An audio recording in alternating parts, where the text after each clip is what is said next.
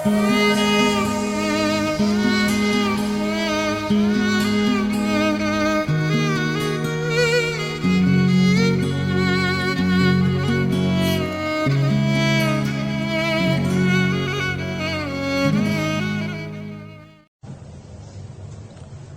satu dari rukun iman kita yang 6 ialah meyakini, mempercayai dengan sepenuh hati bahwa ada hari kiamat itu, hari akhir itu, saat dimana alam ini hancur sehancur-hancurnya, bumi gempa, gunung meletus, air laut tumpah ke darat, halilintar menyambar, angin topan bertiup, gunung meletus, semua yang hidup lalu mati, dan akan ada hari kebangkitan di mana setiap orang akan dimintakan pertanggungan jawab atas seluruh aktivitas kehidupan duniawi. Nun di sana di padang mahsyar kelak, setiap orang sibuk dengan persoalannya masing-masing. Boleh jadi saudara tidak lagi sempat mengingat saudaranya. Bahkan anak tidak lagi bisa mengingat orang tuanya. Suami tidak lagi bisa membantu istrinya. Masing-masing orang sibuk dengan persoalannya sendiri-sendiri. Masing-masing orang khawatir untuk dimintakan pertanggungan jawab di hadapan Allah. Dikala itulah, menurut sebuah hadis, Rasulullah Shallallahu Alaihi Wasallam bersabda, nanti di padang mahsyar, dikala semua orang panik, dikala semua orang bingung, dikala semua orang sibuk dengan urusannya masing-masing, ada 7 macam manusia yang tenang-tenang saja. Orang lain kepanasan, mereka tidak. Orang lain panik, mereka ayem, tenang. Orang lain bingung, resah dan gelisah, mereka senyum. Kenapa? Karena mereka langsung berada di bawah perlindungan Allah Subhanahu wa ta'ala. Sebabnya apa? Karena ketika di dunia mereka juga jadi pelindung orang. Allah melindungi mereka di padang mahsyar nanti. Tidak ada kepanikan, tidak ada kekhawatiran, jauh dari rasa ketakutan. Sab'atun yuzilluhumullahu yawma la zilla illa zilluh. 7 macam manusia yang akan mendapat perlindungan langsung dari Allah pada hari yang memang tidak ada lagi perlindungan selain perlindungan Allah Subhanahu wa ta'ala. Siapa mereka? Mudah-mudahan kita termasuk salah satu di dalamnya. Yang pertama, orang yang akan mendapat perlindungan langsung dari Allah adalah imamun adil. Pemimpin yang adil. Pemimpin yang menaungi orang banyak. Maka wajar di akhirat nanti dia akan dinaungi dan dilindungi juga oleh Allah Subhanahu wa ta'ala. Di masa dewasa ini kita merasakan kita banyak punya penguasa tapi sedikit punya pemimpin. Kita banyak punya politisi tapi miskin negarawan. Kita banyak punya karyawan seni tapi sedikit sekali seniman. Nah, lalu siapa sebenarnya pemimpin itu? Setiap kita adalah pemimpin, dan setiap pemimpin akan dimintakan tanggung jawab tentang apa yang dipimpinnya. Pemimpin yang adil, baik dia memimpin rumah tangga, baik dia memimpin dirinya sendiri, baik dia memimpin kampungnya, lebih-lebih dia memimpin negaranya, maka dia akan mendapat perlindungan langsung dari Allah kalau berlaku adil. Orang Belanda bilang memimpin adalah jalan menderita. Nabi mengatakan sayyidul qaumi khadimuhum.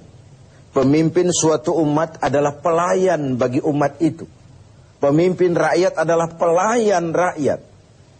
Ini idealismenya, tapi realitasnya kan sering terbalik. Bahwa pemimpin adalah mereka yang selalu dilayani rakyat.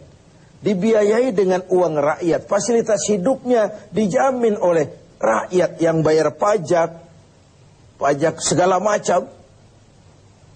Karena itu kita berharap mudah-mudahan di negeri kita makin banyak lahir pemimpin-pemimpin yang adil, yang takut kepada Allah dan sayang kepada kita sebagai rakyat. Yang kedua, orang yang dilindungi Allah itu nanti syab nasya'a fi ibadatillah.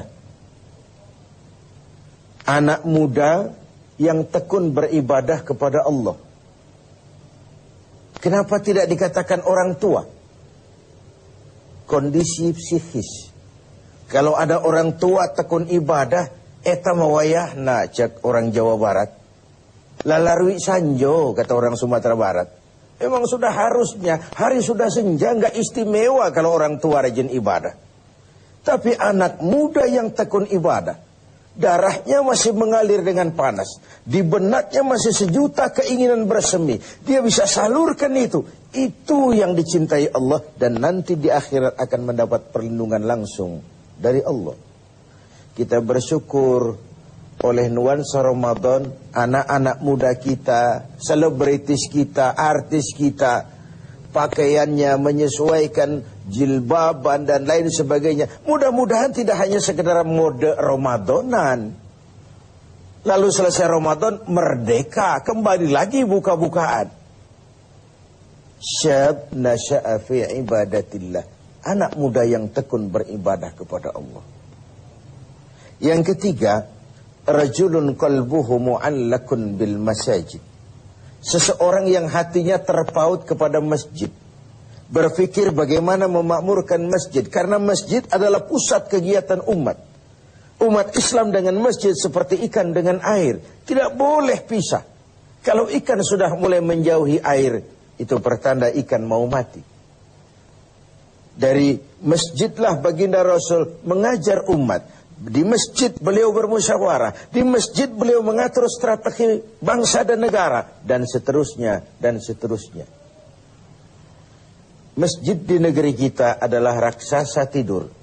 Kita pandai membangunnya, tapi tidak pandai memanagenya. Sehingga bagaimana masjid menjadi tempat yang menarik dikunjungi orang. Dengan program-program yang rutin, menyentuh dan diperlukan oleh masyarakat. Masjid menjadi pusat kegiatan umat.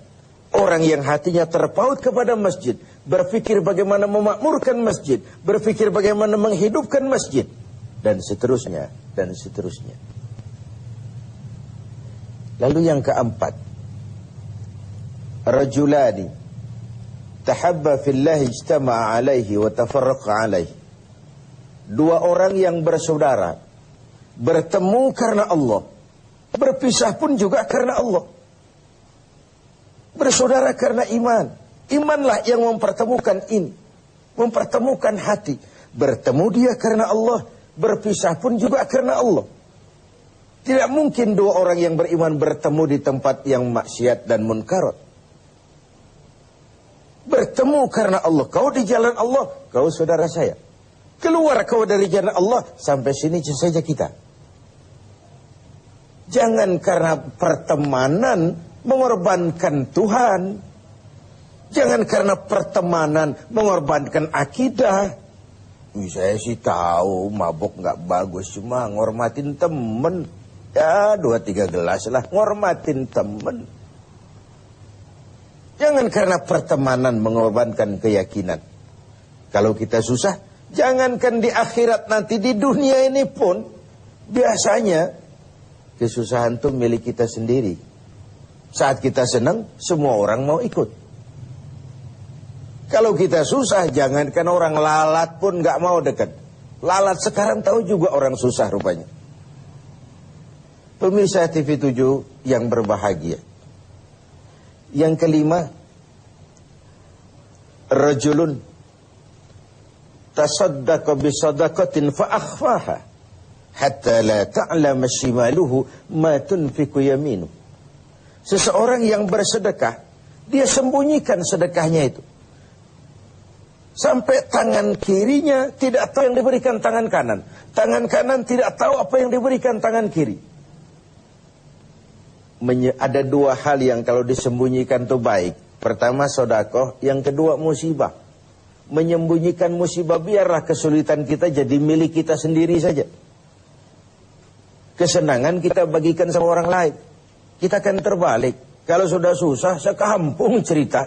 RT RW harus dengar. Tapi kalau sudah senang, ngumpet dalam-dalam. Ikhfa'us sadaqah wa kitmanul musibah. Menyembunyikan sedekah dan menyembunyikan kesulitan, itu dianjurkan oleh Nabi. Nah, orang yang bersedekah lalu disembunyikannya sedekah, artinya dia bersedekah dengan ikhlas. Tidak riya, tapi karena Allah saja. Yang keenam, rajulun zakarallaha khaliyan fafadat ainahu. Seseorang yang mengingat Allah dalam kesunyian, lalu berlinang air matanya. Mengingat Allah, zikir kepada Allah dalam kesunyian. Berlinang air matanya dalam kesunyian. Karena memang tidak ada anjuran untuk nangis berjamaah. Marilah kita nangis berjamaah, itu tidak ada. Seseorang yang ingat Allah dalam kesunyian. Yang ketujuh terakhir, rajulun da'athu imra'atun zatu mansibin wa jamalin ila nafsiha faqala inni akhafullaha rabbal alamin.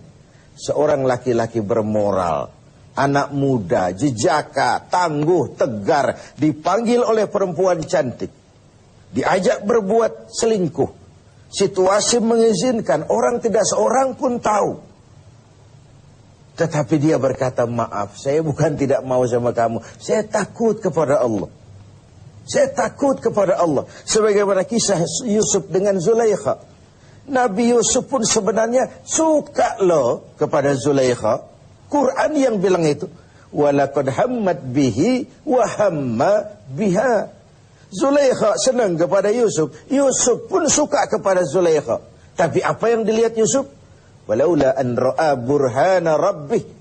Dia lihat peringatan Tuhannya. Ada letter S Tuhan. Yusuf tidak boleh parkir di sini. Itu yang dilihat. Nah, anak muda bermoral seperti ini nanti di akhirat akan mendapat perlindungan langsung dari Allah Subhanahu